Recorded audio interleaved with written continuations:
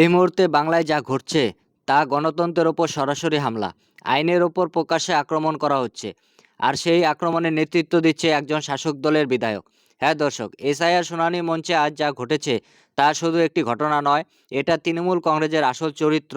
দর্শক, বিরোধীরা বহুদিন ধরেই বলে আসছে সঠিকভাবে এসআইআর হলে তৃণমূল কংগ্রেস রাজনৈতিক ভিত নড়ে চড়ে বসবে। কারণ কি? কারণ এতদিন ধরে অবৈধ ভোটারদের ওপর ভর করেই একটার পর একটা নির্বাচনী বৈতরণী পার করেছে তৃণমূল কংগ্রেস।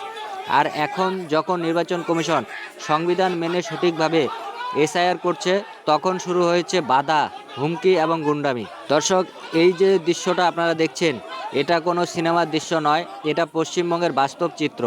এসআইআর শুনানির কক্ষে ঢুকে চেয়ার টেবিল ভাঙচুর, গুরুত্বপূর্ণ কাগজ ছিঁড়ে ফেলা, কর্মীদের হুমকি, আর এই সব কিছু নেতৃত্ব ফারাক্কার তৃণমূল বিধায়ক মনিরুল ইসলাম। প্রশ্ন একটাই, এটা কি একজন জনপ্রতিনিধির কাজ? দর্শক, এসআইআর করছে নির্বাচন কমিশন। নির্বাচন কমিশন কোনো তৃণমূলের অফিস নয়, এটা সাংবিধানিক প্রতিষ্ঠান। তাহলে কিসের এত ভয়? কেন এই তাণ্ডব? উত্তরটা পরিষ্কার, তৃণমূল জানে সঠিকভাবে এসআইআর হলে লক্ষ লক্ষ অবৈধ ভোটারের নাম বাদ পড়বে, আর সেই ভোটাররা বাদ গেলে তৃণমূলের ক্ষমতা টিকে থাকা অসম্ভব। তাই দর্শক, এই গুন্ডামি কোনো বিচ্ছিন্ন ঘটনা নয়, এটা তৃণমূলের সংস্কৃতি।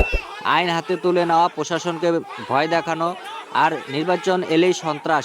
আর যদি এসআইআর শুনানিতে এই অবস্থা হয়, তাহলে ভোটের দিন এরা কি করবে ভাবতেই শিউরে উঠছে বাংলার মানুষ। দর্শক, শুধু একজন বিধায়ক নয়, এই রাজ্যের মুখ্যমন্ত্রী, মন্ত্রী, সাংসদ সবার বক্তব্য স্পষ্ট, তারা নির্বাচন কমিশনের কাজে অসন্তুষ্ট। কেন অসন্তুষ্ট? কারণ কমিশন এবার নতনাজু নয়, কারণ কমিশন এবার আইন মেনে কাজ করছে। আর সেই কারণেই তৃণমূলের অস্বস্তি, তৃণমূলের মধ্যে ক্ষোভ, আর তৃণমূলের গুন্ডামি চলছে। দর্শক, একজন বিধায়ক যদি নির্বাচন কমিশন শুনানি পক্ষে ঢুকে এইভাবে তাণ্ডব চালাতে পারেন, তাহলে সাধারণ মানুষ নিরাপত্তা কোথায়?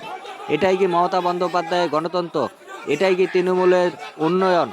না দর্শক, এটা ভয়ের রাজনীতি এবং গুন্ডাদের শাসন।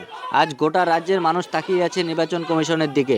প্রশ্ন একটাই, এরপরে কি চুপ থাকবে নির্বাচন কমিশন, নাকি দৃষ্টান্তমূলক শাস্তি হবে এই তৃণমূল বিধায়কদের বিরুদ্ধে? কারণ আজ যদি কঠোর পদক্ষেপ না নেওয়া হয়, তাহলে আগামী দিনে পশ্চিমবঙ্গের শান্তিপূর্ণ নির্বাচন এটা স্বপ্ন হয়ে থেকে যাবে। দর্শক, এসআইআর নিয়ে তৃণমূলের এই ভয়ের কারণ প্রমাণ করে তাদের ক্ষমতার ভিত দাঁড়িয়েছিল অবৈধতার ওপর, আর এবার সত্যের সামনে সেই ভিত ভেঙে পড়ছে। দর্শক, এই নিয়ে আপনাদের কিছু মতামত থাকলে অবশ্যই কমেন্টে জানাবেন।